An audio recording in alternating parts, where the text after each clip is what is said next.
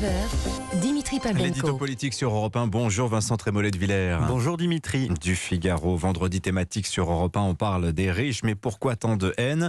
Ça s'est vu notamment à l'Assemblée nationale la semaine dernière, avec des propositions de restauration de l'ISF, de l'exit tax aussi. Le débat sur le budget a été le théâtre d'une mise en accusation très claire des plus aisés. Oui, et vous savez, l'Assemblée n'a été que la chambre d'écho d'une tension malsaine qui traverse la société. Je vous rappelle qu'au nom de l'écologie, on crève des pneus et on dévaste des golfs. Vous savez aussi que contre la vie chère et l'inaction climatique, on a saccagé dimanche une agence de la Société Générale et un McDonald's. Alors le point commun de ces destructions, c'est la volonté de s'en prendre aux riches. Le riche, dans la rhétorique de ses fanatiques, comme il est capitaliste, c'est le suspect. S'il est riche, c'est que son argent est certainement le fruit de pratiques coupables. Et puis il pollue plus que les autres puisqu'il est riche. Il est indifférent au sort des plus faibles puisqu'il est riche.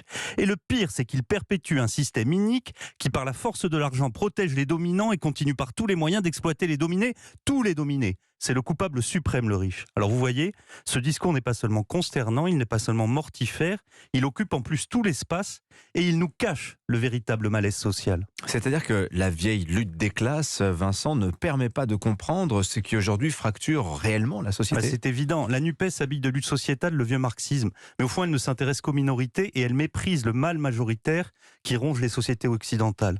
Pour comprendre ce mal, Dimitri, je vous conseille de lire Les Dépossédés, le dernier livre du géographe Christophe Guilluy.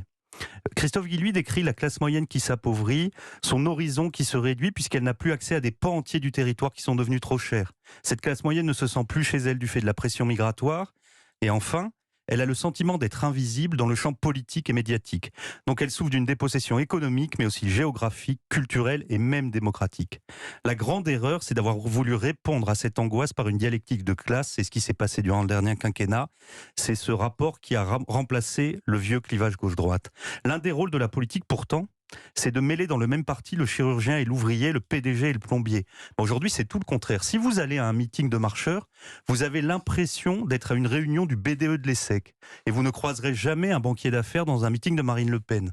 On en arrive donc à des visions hémiplégiques. Côté RN, on pense que le peuple est vertueux par nature et l'élite corrompue.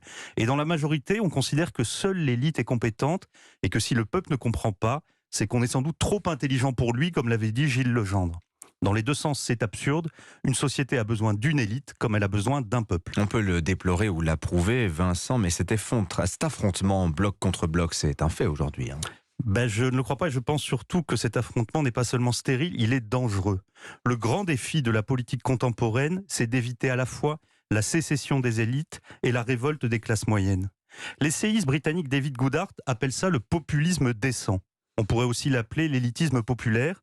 Vous choisissez le mot que vous voulez, Dimitri. Mais c'est cette réponse urgente qu'il faut donner à la haine de classe qui empoisonne la vie démocratique. Merci Vincent Trémollet de Villers. À la une de votre journal Le Figaro ce matin, Royaume-Uni, la crise sans fin. Il est 7h57, nous sommes le 21 octobre, vendredi, nous fêtons Sainte-Céline ce jour. Et à 8h13, notre invité dans un quart d'heure, ce sera maître Richard Malka, l'avocat de Charlie Hebdo, au lendemain du verdict en appel des attentats du 7 au 9 janvier 2015. 7h57, la météo à suivre.